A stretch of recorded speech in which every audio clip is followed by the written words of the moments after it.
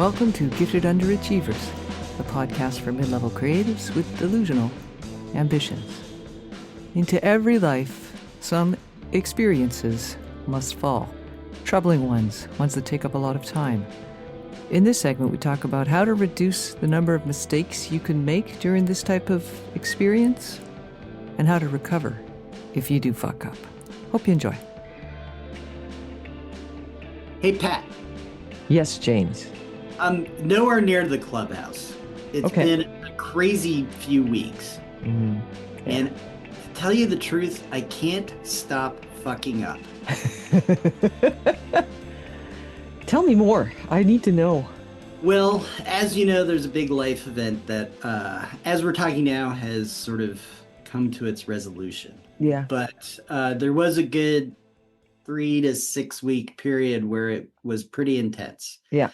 And trying to deal with that and the normal sort of craziness. Well, I don't want to say craziness because I don't, I feel like I'm pretty organized, but, just like the normal flow and give and take of life, I just reached this point where I was making really stupid errors that I would never make before. Like for one client, I sent an outline that half of the outline was completely useless because it was repeated material. And then for another person, I said, no, we haven't interviewed on this topic yet. And we did a full interview. And then the next day I realized, oh shit, we did do an interview. It's because I didn't update I have a tracking list for that, for stuff like that. And I didn't update it, because I was rushed and running around.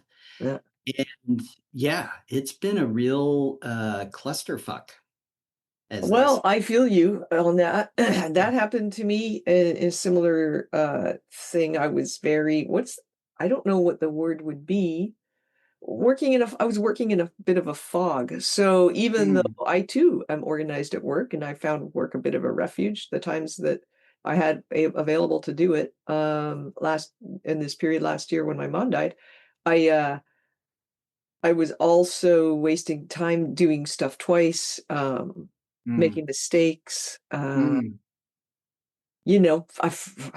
invoicing people the way I would normally get on it, letting stuff go because of the fog, right? The brain fog of dealing with the major life event, like somebody you're close to passing away, and just work goes on. It doesn't stop completely. You could obviously you take a few days off because clients do understand, and you can take time off your own writing, or you can write more, whatever makes you happier. But there's the fact that when you're really occupied or preoccupied by something outside of work, this affect how you operate. So what did you learn? Did you learn anything from this? Yeah, well, you always learn. I mean, when the kids were little, my saying to them is, when you screw up, figure out what the lesson is you're supposed to take away, because that's what that's for. Yeah.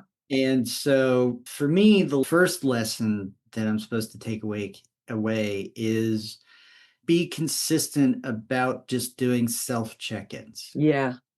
And even more so when you have something big going on. Yeah. And it could be anything, if you're younger and you're doing this creative adjacent work, or you're, really intense into your creative work, you're planning a wedding, right? Yeah. That's a big deal. If you're getting, ready to have a kid, that's a big deal. All these big life events come up. Yeah. So especially then, you've really got to sort of create space for yourself to reflect. Right. And you got to slow down. Yeah. You're not going to be able to keep the same pace that you could before, because the brain fog, is just getting in the way. So you've got to create space for reflection, to notice I'm in this situation where I've got the brain fog or the stress or whatever it is. And then you've got to really slow your pace down. Yeah. Don't rush. Rushing is mistakes. Mistakes cost time. Yeah. So it's better to slow down.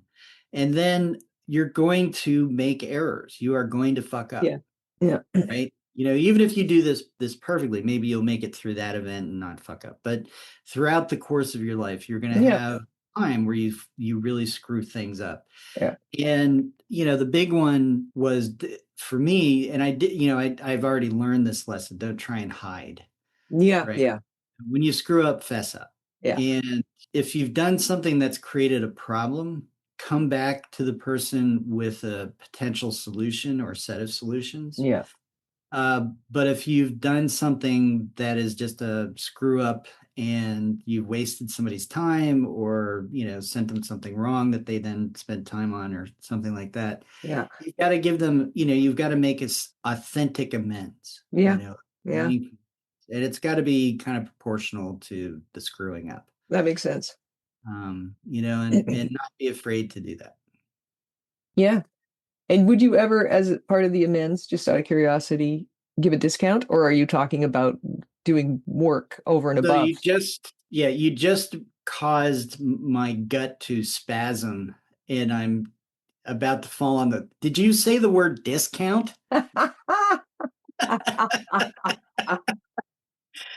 Good Lord, Dobie. Hey, I'm just asking. No, it's serious. In all seriousness, the fuck ups that I didn't, rise to that level. But I think you're going through this incredibly difficult time, and it's something that really maybe costs the other person money or something like that. Or And, time, yeah.